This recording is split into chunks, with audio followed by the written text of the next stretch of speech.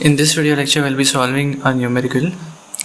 So, in the previous video lecture, we had seen the Lami's theorem. This numerical is based on Lami's theorem itself. So, what is given is a 400 Newton sphere is resting in a trough. So, this V-shaped valley that you're seeing, that is a trough basically, and the sphere is resting in that trough. We need to determine the reactions developed at the contact surface. Assume the surfaces to be smooth. Okay, so when we say that the surfaces are smooth, it means that we are assuming the friction is not developing at those surfaces. That is the reason this statement is there in the question. Now, the reactions would be developed at the point of contact for the sphere. Now, this sphere has 2 points of contact. First is at this point, second is at this point. One more thing about reactions we know is that they would be developing perpendicular or normal to the surfaces. So the reaction at this point would be perpendicular to this plane, and the reaction at this point would be perpendicular to this plane, right? So we have R1 and R2. Now the sphere is resting in this trough. The word when it comes resting, it means that the sphere is under equilibrium. Now there are 3 forces in total, R1, R2 and the weight of 400 Newton. Now 3 forces, when I say, it includes the reactions as well. Okay, so these 3 forces are under equilibrium, and if they are under equilibrium, then they should be concurrent, because this is a proof that we had done in our previous class, that if there are only 3 forces and they are under equilibrium, then they should be concurrent. Along with that, if there are only 3 forces which are equilibrium and concurrent, we can apply Lami's theorem, right? So to apply Lami's theorem, first we need to know the angles between all the forces. So now if you extend this R1 a little bit downwards, and if you extend it inside also this way, such that it meets this point, because they are concurrent, it should meet at that point. You can see that there is a right angle triangle that is being formed. There are 2 right angle triangles. One is the smaller right angle triangle and one is the bigger right angle triangle. In the smaller right angle triangle, if this angle is 60, this has to be 30. In the bigger right angle triangle, if this is 30, this has to be 60. So this angle is 60 degrees. This angle is, with the same concept, we can say that this angle is 45 degrees. Right?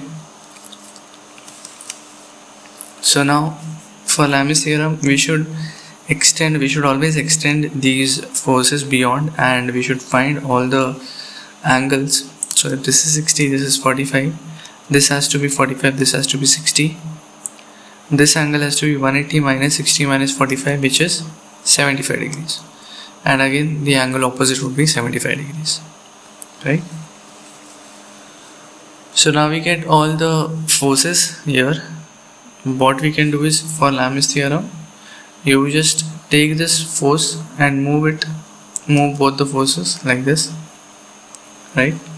So the angle here, we can add them up, 45 and 60, we can add them. There are 75 and 60 we can add, and 75 and 45 we can add, right? So I think this is not 115, but it's 120 degrees. This is 105 degree and 135 degrees. So applying Lami's theorem, it is 400 upon the sine of the opposite angle, which is 105. It is equal to R1 upon sine of the opposite angle, which is 135, equals to R2 upon sine of opposite angle, 120. So solving this, you will get R1 and R2.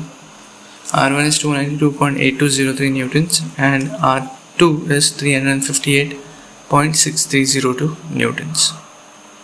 Okay, so this is how we can apply the Lami's theorem to find the reactions.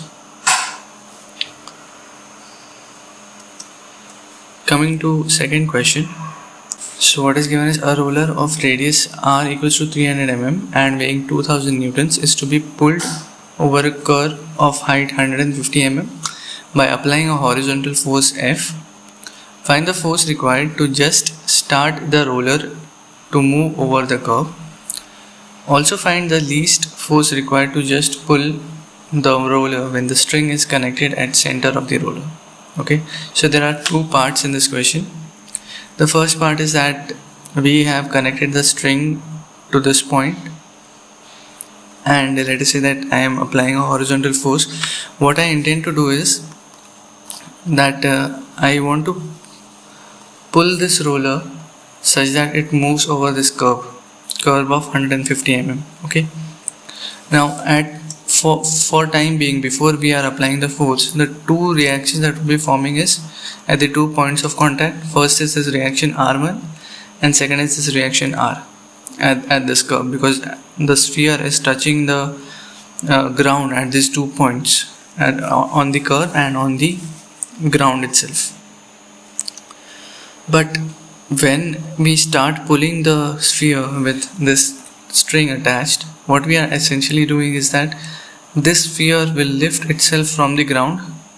So the moment it lifts itself from the ground, this reaction is lost. Okay, so it is required to find the force to just start the movement. So the roller lifts from the ground and the reaction is lost. Whenever this concept of just is there in engineering mechanics, it means that we are applying force just enough to start the motion, and then we are not going to apply more force. So this force that we had applied here, this is just enough to make the roller lift from the ground. That's it. So once the roller is lifted from the ground, we are not going to apply any more force. The roller will be in equilibrium. Okay, so the roller would be under equilibrium of three forces, F, R and 2000 respectively. Now when the roller is in equilibrium with only three forces, we again know that those three forces have to be concurrent, first of all. Second, we can apply Lami's theorem, right? So going on the first statement, that since there are three forces which are under equilibrium, they have to be concurrent. These two forces, if you see the force F and this weight, if I just extend the line of action of weight, you will see that it meets at this point. And for this R to be concurrent, the line of action of R should also meet at that point. Therefore, this angle of R that I had taken here, that was a random angle. I did not know that at what angle this reaction R is there. So now, since we know that the line of action of this reaction should meet at this point, I can tilt this reaction R such that its line of action goes and meets here. So this is the correct angle of your reaction R. Okay, earlier we did not know what was the angle of that R, reaction R, but this would be the correct angle. So after lifting of the roller, since there are only three forces left and all are under equilibrium, it is required for them to be concurrent as well. Now to apply the Lami's theorem on these three concurrent forces, we need to know the angle. We need to find the angle between all the forces. See this is the reaction R.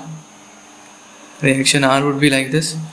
2000 Newton is like this. Okay, it's 2000, right? And force F is like this. So we need to know all these angles. Therefore, first let us find this angle theta. Now how to find that angle theta? We can use the geometry. So till this point, see that the radius of the sphere is on the radius of the roller is 300 mm. So the diameter is going to be 600 mm, and then 600 minus 150, this is going to be 450 mm, right? So one thing we know. Then by using the this is a right angle triangle, so in right angle triangle we can find theta if I know either this length or if I know this length, right? Using the sine or cosine or using the tan formula, we can find the theta angle, but we need to know one more dimension of that right angle triangle. So the easiest dimension to find is the horizontal dimension, and the way how we are going to find is we will draw a radius at the center. So this is 300, and this much length would be like this entire thing is 300 minus 150. So this much length is 150. Okay. So in that triangle, we can apply the Pythagoras theorem and we can get the other horizontal length to be 259.8076. So now once we get this 259.8076, we can now find the angle theta using the tan inverse of 259.8076 by 450. Theta you will get to be 30 degrees.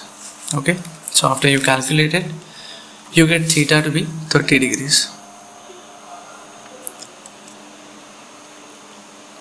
So now we have the angle between our reaction R and 2000 Newton, which is 30. Similarly, we can find all the other angles. So if this is 30, this is 60, right?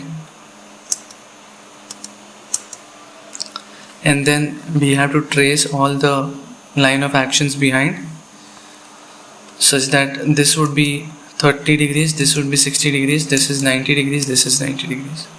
Now once we find all these angles, we can easily apply our Lamis theorem. The Lamis theorem, for that to be applied, we have to take the tail of this force and we have to keep it on the center. So from the center, all the tail of the forces should come out, or all the heads of the forces should be there. So for Lamis theorem to be applied, either the force should look something like this, or they should look something like this.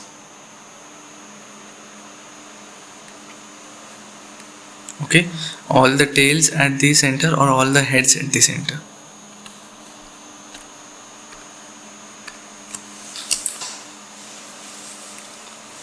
So we get our angles to be 120, 90 and 150. We can apply our Lamis theorem now.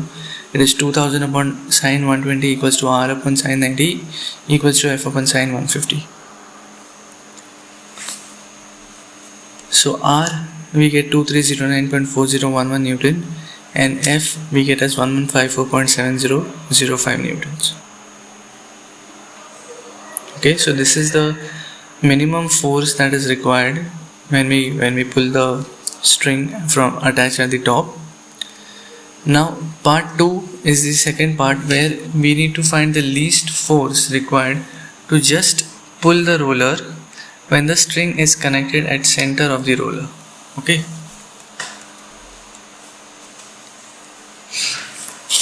So this is the second part, where you can see that the string is now connected to the center of the roller. Now when the string is connected to the center of the roller, it will be minimum, the force required would be minimum only for one particular angle. The force required to pull this roller over this curve would vary if you change the angle, and there is only one angle where the force would be minimum. We need to find that angle first, and then we need to find the force.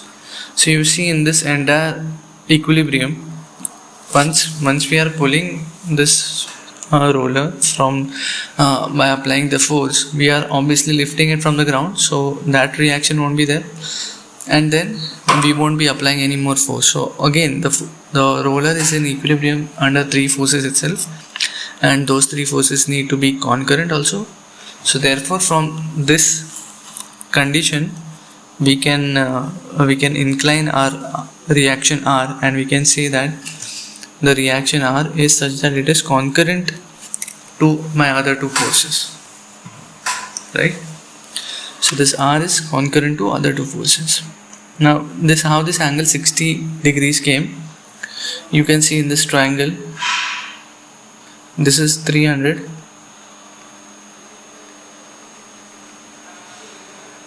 and this is 150. So you can use cos theta is equal to 150 by 300. So theta you will get as 60 degrees. Okay. So in this entire equilibrium, you can see that F is unknown, theta is unknown, R is also unknown. There are three unknowns in this. Lamis theorem for Lami's theorem to be applied, we need all the angles to be there with us, right? Only then you can apply Lami's theorem appropriately.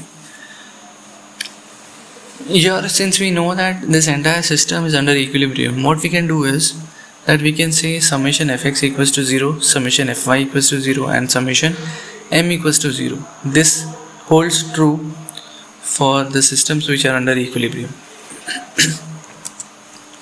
So since the system is under equilibrium, after just lifting of the roller, we can say that the net horizontal and net vertical force has to be 0 because it is under equilibrium, right? These are the conditions of the equilibrium.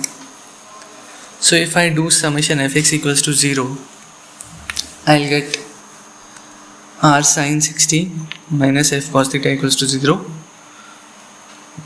From this I can find r is equal to f cos theta upon sin 60. So this is your equation for r. Once we get r in terms of f and theta, we can use the summation fy equals to 0. Now what we actually are going to do is that, see, we need to find the minimum force, right? The force has to be minimum and it is only for one particular angle. So we need to use the concept of maxima and minima here. Alright, so what I'll be doing is I'll be taking this weight as w, a variable. I'll be taking it as a variable. Okay, so summation fy equals to 0, r cos 60 plus f sin theta minus w equals to 0. The reason that I've taken this as a variable w is because, see, when you put this r as f cos theta upon sin 60, what you can do is you can take f common and bring f down here. Okay, so finally what you will be getting is cos 60 into cot 60 plus sin theta. Cos theta cot 60 plus sin theta is equal to w by f. Okay, now this value of w by f that we have, let us say that I am plotting a graph of w by f versus theta. Okay, and let us say that it is anything like this. So this w by f, when w by f is maximum, your f is minimum, isn't it? When w by f ratio is maximum, it means that your f is minimum because f is in the denominator. So if the denominator is smallest, only then the ratio is going to be the maximum at that point. Alright, so for w by f to be maximum, the slope at that point, it's the slope, if I draw a slope, this is d of w by f with respect to d theta, this has to be equal to 0. So this would mean that the w by f, this value has achieved its maximum point, right? When the slope you take is equal to 0. So now I have to take derivative of this quantity. So for the force to be minimum, w by f has to be maximum, therefore d by d theta of w by f is equal to 0. So I will be taking the derivative of this equation. So cot 60 can be taken out as a constant. So derivative of cos theta is minus sin theta and derivative of sin theta is cos theta, and derivative of this term would be 0. So theta you will get as equal to 60 degrees. Theta comes out to be 60 degrees, and for this 60 degrees, whatever force we are getting, that has to be the minimum force required, right? So now once you get theta as 60 degrees, you can put the theta here in this equation. You can substitute the value of w as 2000. So F you get as 1732.0508 newtons, and if you want you can also find the reaction R, although it is not asked in the question, but you can definitely find it by substituting the value of R and F in this equation and theta, right?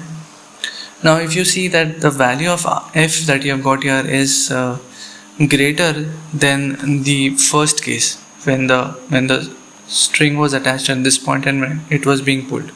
So when it is attached at this top point, it is much easier to pull that roller as compared to the case when this string is attached at the center. But this force is the minimum force that you will have to that would be required if the string is attached at the center. Solving the next numerical, we need to find the tension in all the strings under equilibrium. So again, this is a simple problem of Lami's theorem.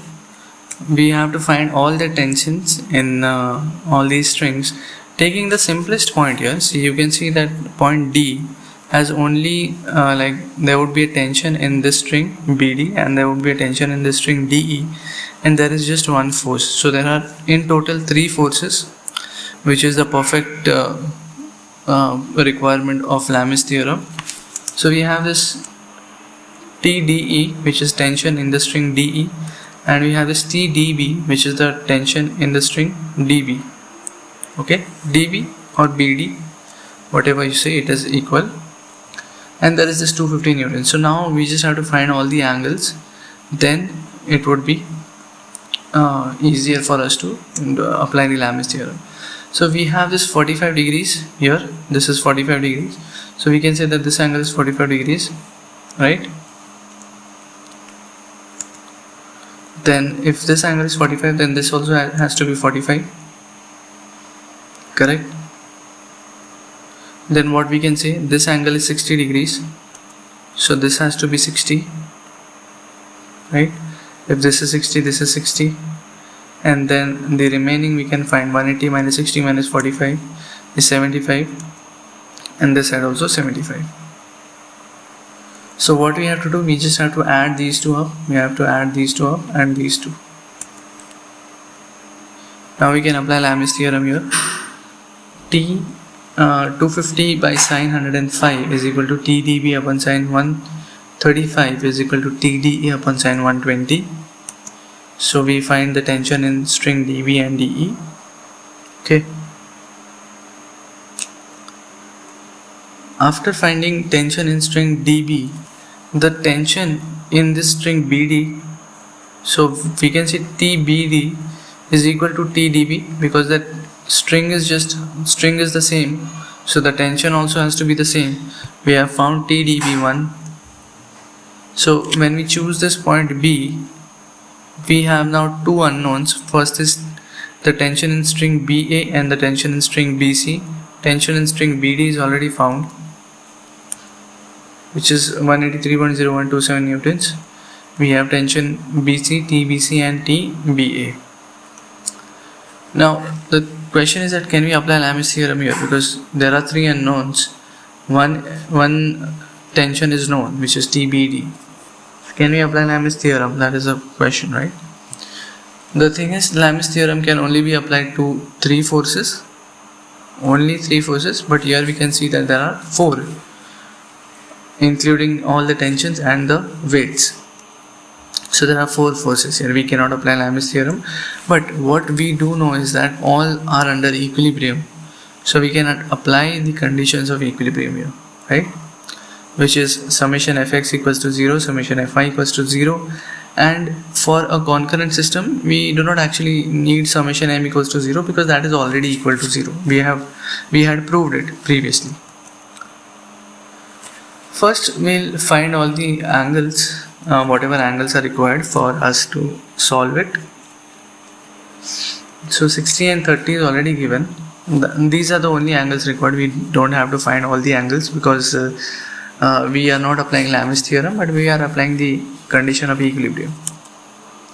So fx equals to 0, I will get minus TBA plus TBC